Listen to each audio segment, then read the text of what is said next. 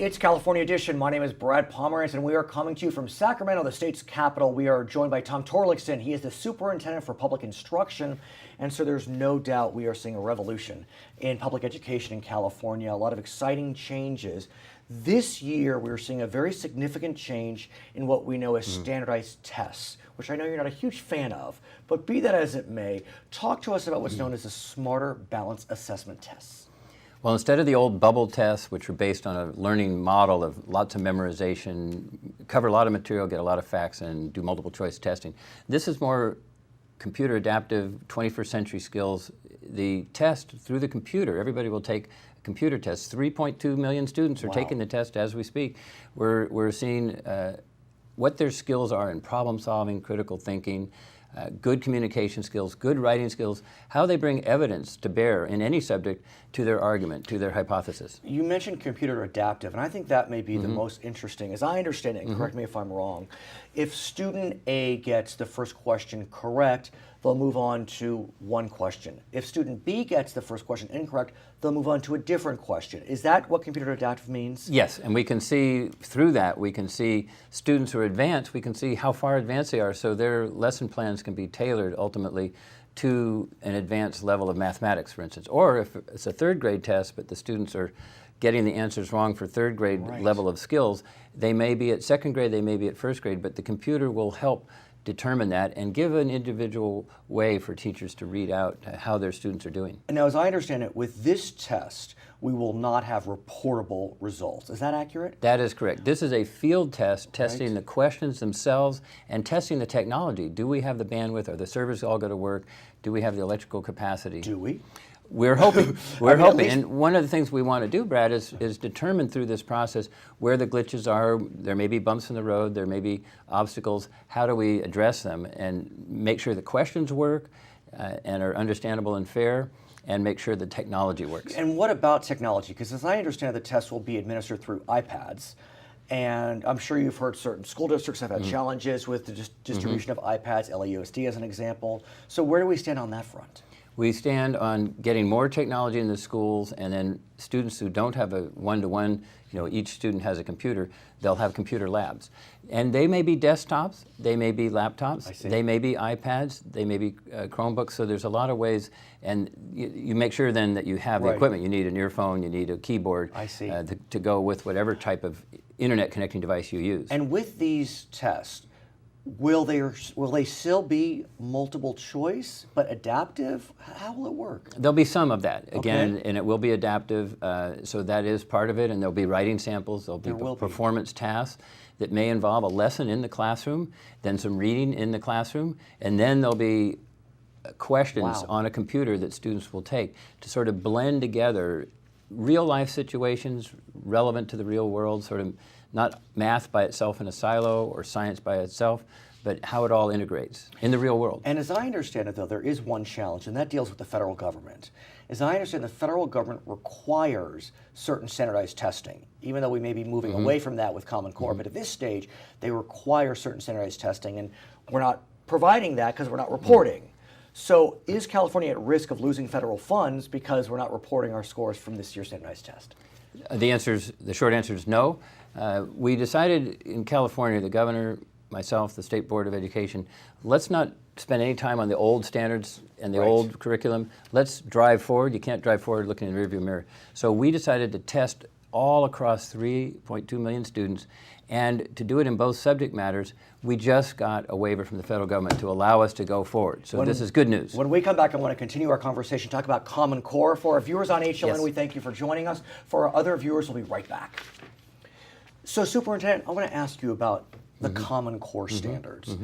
Very interesting. 45 states have adopted it, and the other 5 may adopt some portion of it. But it continues to be controversial in some quarters. What's your sense of California's adoption of Common Core and the controversies that are arising as a result? We have a large consensus in support of the Common Core. I travel up and down the state. I talk to business leaders, college leaders.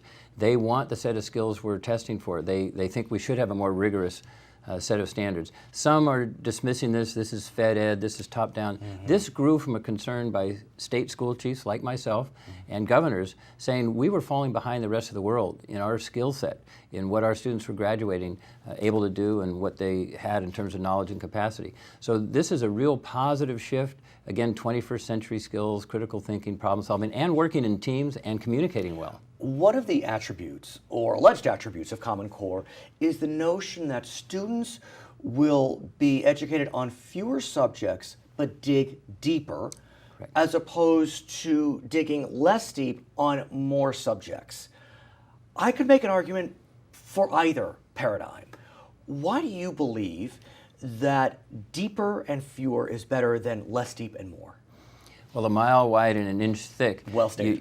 You go back to Cro-Magnon, you go to the Greeks and Romans, and maybe you get to World War I, maybe you get to World War II, but instead narrow it and then allow teachers to be creative in lesson plans they create, going deeper and getting students to really think about moments in history and what caused different events to happen and the individuals who were behind it. So I'm sensing teachers are welcoming the chance to be creative, and students are welcoming the chance to think and to work together in groups to solve problems. And what's so interesting is just as Common Core is launching nationally, we in California have a new model for funding education which provides greater discretion. It's called the local control funding formula.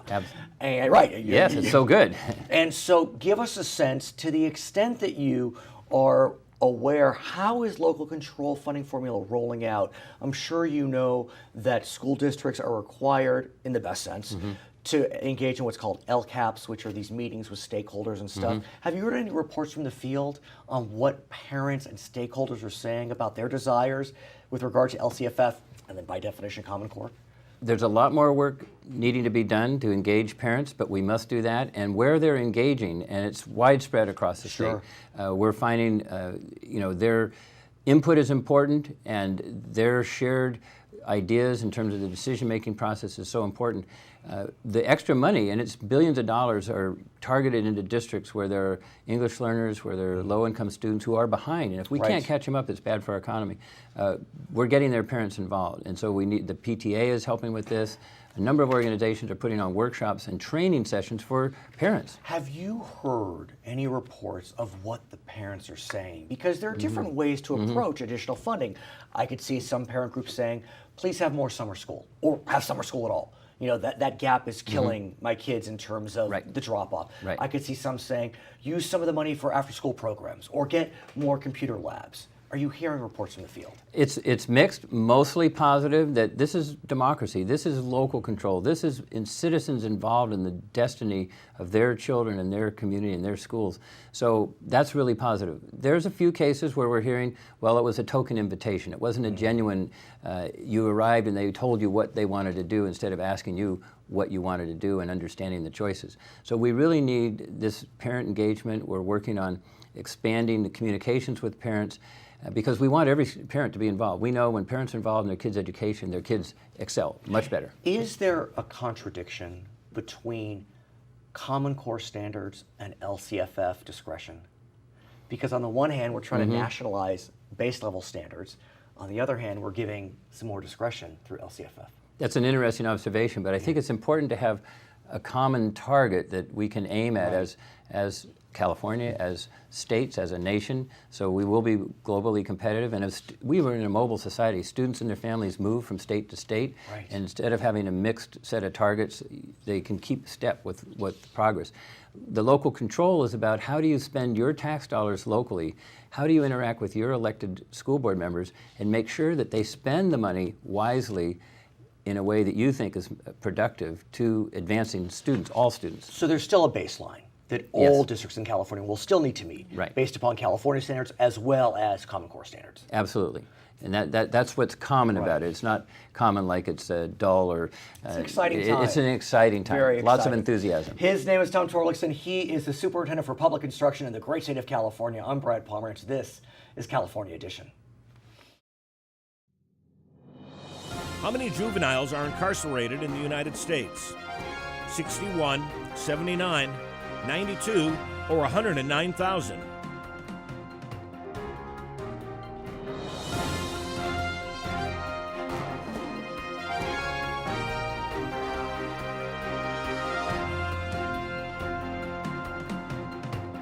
It's California Edition. I'm Brad Pomerance, and we are joined by Fran Pavley. She's a member of the California State Senate, and we are coming to you from Sacramento.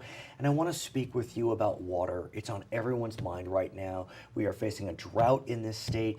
You have been looking at water for quite some time, part of the initial water bond team back in 2009. Right? We now may have a water bond on the ballot in November? We may. We're all working very hard. There's half a dozen bonds Right, to choose there from, is. some from the Assembly and some from the State Senate. Right. And they're different in various ways and different priorities, but it'll require a 2/3 vote in Right. both houses of the legislature and then signed by the governor. And we need to do it by mid-July in order Right. to get it on the ballot in November. My sense is, if you look at the competing measures, that Democrats and Republicans are not completely on different pages, but I think it's fair to say Republicans seem to be more interested in putting money towards storage, whereas Democrats are not excluding storage by any stretch, but are not as bullish, I guess you could say, on storage. What's your sense on the need or lack of need for money for storage? Well, as far as storage, that has to be part of the discussion. And when we say storage, I think you can also say surface storage. Right. That would be dams. Right. A lot of people would like to see a couple of large dams. I know a lot of people around the state would like to see actually smaller dams, smaller reservoirs to capture and hold stormwater and things like Sure. that. So not all dams are Right. equal, but also in storage, it's groundwater supply. And I think that's a very smart investment. And the third part of the storage discussion is something I call sediment removal, which is really fascinating. Let me ask you about groundwater, because as we know, groundwater could be a huge source of water if it's accessible and clean and safe. I understand under the San Fernando Valley, there is groundwater, but there's a question about its safety. What can you tell us about the San Fernando Valley's groundwater? Oh, this is an amazing story. Please, It's please. in the northeast San Fernando Valley. A lot of people don't realize under the city of Los Angeles are large aquifers and groundwater basins, and this is one of the largest ones. It was contaminated many years ago, World War II, defense industries, That many never years. cleaned up. Right. Before my time. Right, sure. All Sure, of us. yes, Right. right.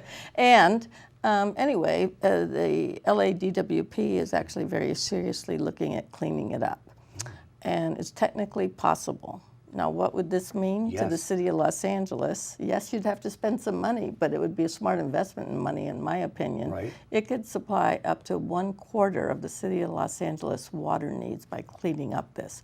Does that make more sense than transporting water 300 miles One could up, argue. up and over the Tehachapi's and everything else?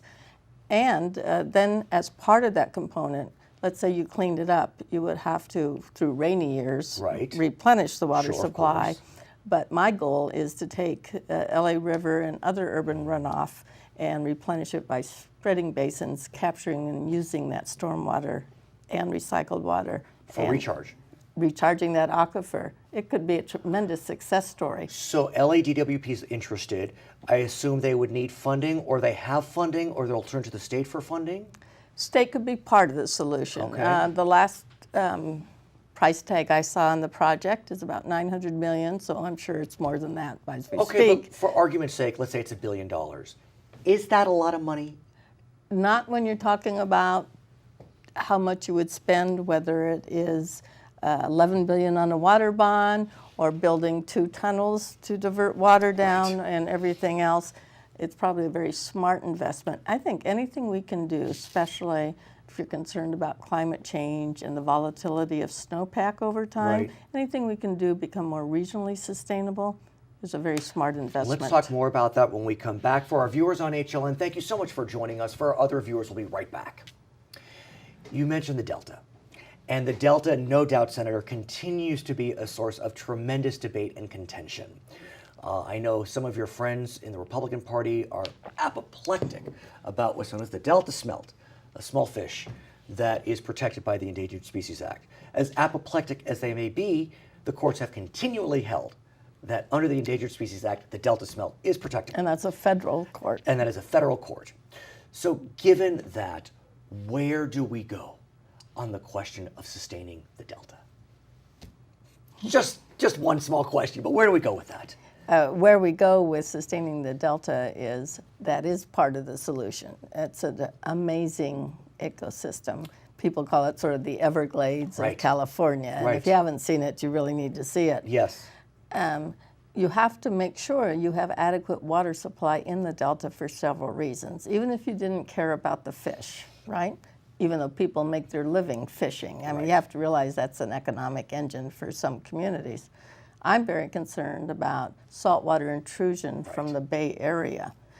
With rising sea levels and less water in the Delta, the potential for contaminating the water supply for south of Delta agricultural areas, plus urban Southern California is real.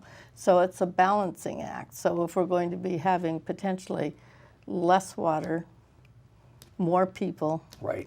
more crops converted to more water-intensive uses, how can we, from one year to the next, with any certainty, predict what the weather patterns will be, and how do we accommodate for that? So you're seeing all these tensions coming together because it's the second year of a Right. drought.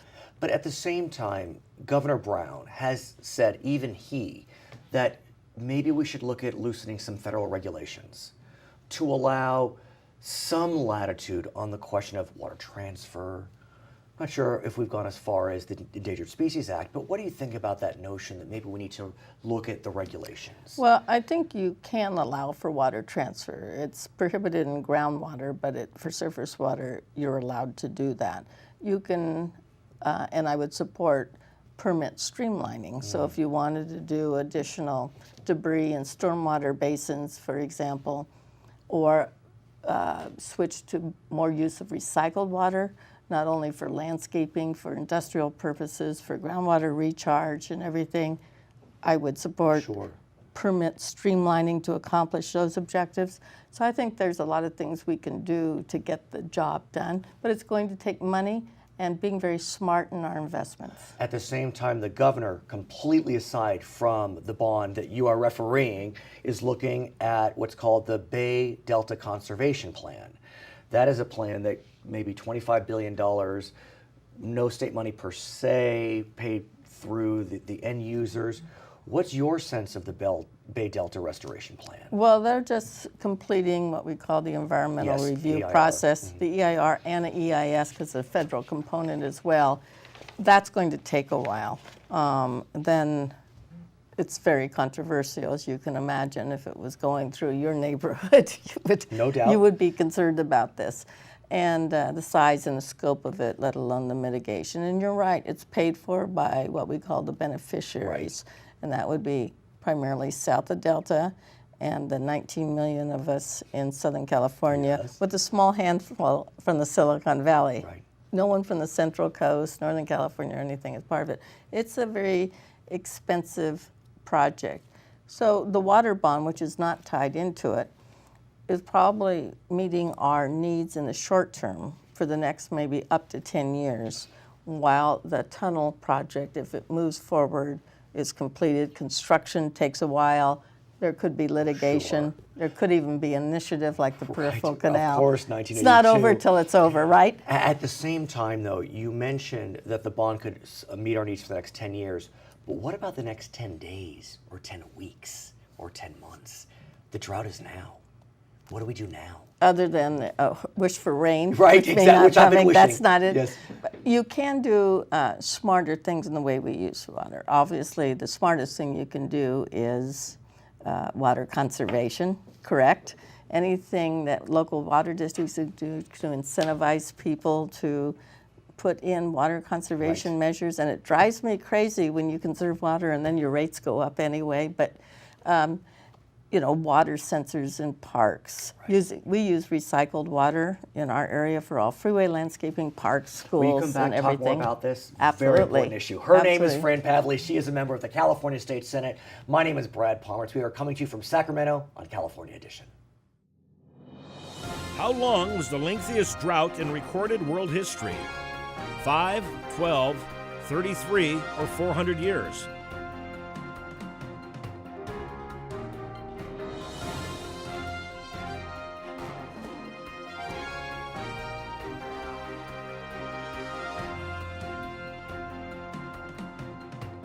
It's California Edition. I'm Brad Pomerance, and we are coming to you from Sacramento, California. We are joined by Bill Monning. He is a member of the California State Senate. And, sir, you've heard the cliche, whiskey is for drinking, water is for fighting over. That's good old Mark Twain. And we are fighting right now. A bit. Yeah. We're in a drought right now, and there's a lot of angst about the drought. You represent significant portions of Central California. Tell us what you're seeing. Well, I represent parts of 4 counties in Central California. We are not on the north-south water grid for the most part. Okay. We're dependent on groundwater. And wells are contaminated, they're being overdrafted. So we do face a crisis, and it's exacerbated by the current drought and continuing drought in California. And I've spoken with some of your colleagues, and they educated me to the concept of subsidence, which I guess means that you overdraft so much that the ground compacts and you can't recharge it. That's right. And there's actually some dramatic photos from the Central Valley of subsidence of 25, 30 feet with markers on telephone poles that show where the ground level used to be, and it's literally compacted down because of the overdrafting of the wells. I know that you and many of your colleagues are working on placing a water bond on the ballot in November. Yes. There had been one negotiated back in 2009. It didn't wind up on the ballot. Right. One could argue if there's ever a time to put a water bond on the ballot, right, the voters will be kind, and November is the time. Will we see a water bond on the ballot? You got to get it out quickly. I think so. There are a number of vehicles, meaning bills, that are moving through both the Assembly and the Senate. I think best case scenario is that those become melded into a single bond that has some consensus and bipartisan support. We have a little time in legislative time. We need to finish this up by June to get it onto a November ballot. At the same time, when I look at the competing bond measures from Democrats and Republicans, they don't look that different. Except on one point, it does appear that the Republicans are more interested in funneling a significant amount of resources towards storage, and the Democrats not opposed to storage, but not as much funding towards storage. Right. Well, I think that's a fair characterization. So one of the concerns with storage is that new dam construction, or is it revitalizing existing reservoirs and dams that may, if we just clear out some of the silt, might increase capacity. Nobody has a bill that will make it rain. And, that is true. And so what we do need to do is manage this precious resource as best we can. And in the areas I represent, that really means groundwater management.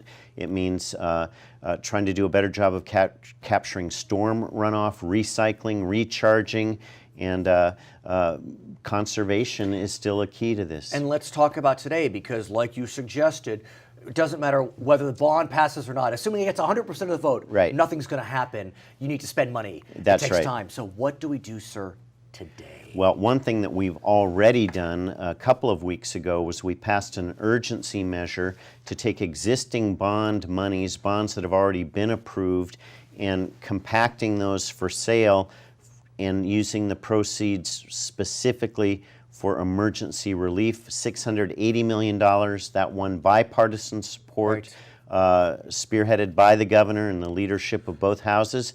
That's designed to provide immediate relief for communities that literally may be running out of water, or workforce that is displaced because they don't have jobs. But is it enough? It's a start. It's better than nothing. It's a significant amount, but as you point out, you divide that among 58 counties, it's going to get used pretty quickly. But some of that money will go to just buying 5-gallon jugs of water for communities that don't have it. I want to thank you for joining us. For our viewers on HLN, we thank you so much for joining us. For our other viewers, we will continue our conversation with Senator Bill Monning. We'll be discussing solar energy. If you can believe it, some of the solar cells are ending their lives. What happens with them when they die out? We'll be right back. So, sir, let's talk about solar energy. Who would have thunk that some of these solar cells, they're called photovoltaic cells, are ending their life cycle? Right. Well, fortunately, California has been a pioneer in solar installation, both businesses, schools, government buildings, and private homes. The state's had incentives for people to increase solar reliance. So it's definitely a key component of our alternative energy strategy. Before we talk about photovoltaics, if I may, are we at a point, sir, that solar can be amortized to the extent that you don't have to wait 30 years to make your money back, but we're getting it so you and I could decide and only Right. amortize over 5 or 10. Well, some of the developments now, some of the bigger companies are really offering a financing package where you really just pay a down payment and then your monthly payment comes in lower than your current energy expenditure. So you enjoy immediate savings. You don't have to wait for 30 years, and you don't have to be somebody who can plop down $30,000 for a system installation at your home or more. You can do it really with monthly payments that are designed to be lower than you're currently paying an energy provider. And there are incentives as well. That's through correct. Various DWPs, Department of Water or Power, whatever it may be. Right, you can be eligible for different credits, etc. So solar is here to stay. The technology is improving, but my bill is looking at what happens at the end of life of one of these solar panels, 25 or 30 years. Some of the first generation are now being dismantled. My bill would require a producer responsibility for managing the recycling of those solar panels. This exists in Europe. Some of the bigger producers in California already have their own collection programs. The problem with some of the older generation panels, quite frankly, they're loaded with toxic chemicals, with cadmium, beryllium, other toxics. So one concern is public health and making sure those toxics don't just end up in a landfill. But the other is just the sheer volume, the newer technology, silicon panels. Even though those do not have the toxic elements, we still think they can be reused and recycled. Let's make sure a program is in place. We're working with the industry, both smaller, mid-size, and larger, to try to come to consensus on best practices. What can we learn from others? How are they doing it in Europe? What would be a program tailored to California that would protect our landfills and our environment while encouraging the continued growth of solar? And that begs the question, is the best place for these older photovoltaics in a landfill, or is the best place back to a manufacturer for dismantling or reuse? Right. It's really that latter. It wouldn't necessarily be the manufacturer. They might designate a third-party vendor who specializes in collection and dismantling, removal of toxics. Again, a lot of these can be reused. They have a value. And so I think there's a market for those who would be the implementers of any recycling reclamation program. So what does your bill do exactly? The bill at this stage Please. seeks really to bring everybody to the table. Let's discuss best practices. We have some ideas in the bill. We expect that it's a work in progress, and we really want to try to create and comply with what have been recognized as universal best practices and get industry buy-in, and let's look at those that are doing a good job of it now. How are they doing it, and how can we expand that? And one issue is some of the panels are produced outside of California, some in China, other foreign countries. Even if it's produced outside California, if it's sold and used in California, my bill would kick in and require that producer responsibility. Do the producers still exist? I have to think that companies come and go, and solar was hot in the 80s, and then it kind of faded out. And so, well, it's a good point, because companies do change, and some grow and morph into bigger companies, some go out of business. Again, part of the dynamic of this legislation would be to have a plan in place. Even if that producer goes out of business, they've helped support at the front end a program for that recapture, recycling. Do we need federal involvement in this? I think what we do in California often becomes Well, a model true. for the feds. We are the biggest solar using state in the country, and it makes sense for California to lead the way in addressing this issue. Any states address this yet? Not that I'm aware of. I think we're going to be the first one out of the chutes. Again, some of the companies already have voluntary recycling programs, so I think it's important to say they're not all going into landfills. But we just want to make sure those that are using best practices don't have a disadvantage against those who aren't. He's Bill Monning. I'm Brad Pomerance. It's California Edition.